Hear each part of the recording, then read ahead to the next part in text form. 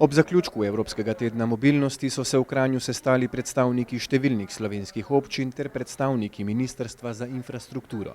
Mestna občina je bila zelo dejavna pri tem vseevropskem projektu, ki ljudi spodbuja k peš hoji in uporabi kolesa kot alternativi sedanjim potovalnim navadam. Kranj je bil letos kar uspešen, mogoče malce manj kot lansko leto, namreč izvedli smo nekaj manj aktivnosti, predvsem na račun tega, da je sistem najema koles, ki smo ga želeli odpreti v okviru Evropskega tedna mobilnosti, usposobljen šele zdaj ga pripravljamo.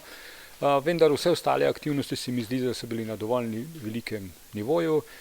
Spet smo na področju kolesarstva naredili par korakov naprej, par 100 metrov novih pasov je odprtih, tako da mislim, da gremo v pravo smer. Ali se je torej miselnost občanov spremenila? V to nisem prepričan. Namreč ravno v okviru Evropskega tedna mobilnosti sem imel na primer priložnost v Starem Kranju opazovati,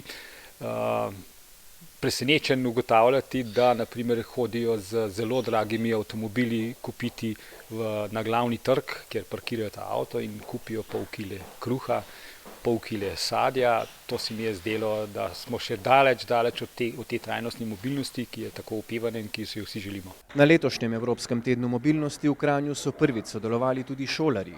Nekaj vrtcev, upokojenci, se pravi, dosegli smo vse starostne skupine, kar se šteje za uspeh. Naslednje leto pa moramo seveda štartati bistveno bolj na široko, v organizacijo vključiti več javnih ustanov in ostalih, ker da to vse organizira naša komisija je le malo preveč. In seveda naslednje leto imamo v rokah velike adute, s katerimi se bomo lahko prijavili na nagrado Evropske unije. Pomembnosti urejanja oziroma posodobitve kolesarske infrastrukture ne smemo zanemariti, ob tem pa vse preveč pozabljamo na pešce.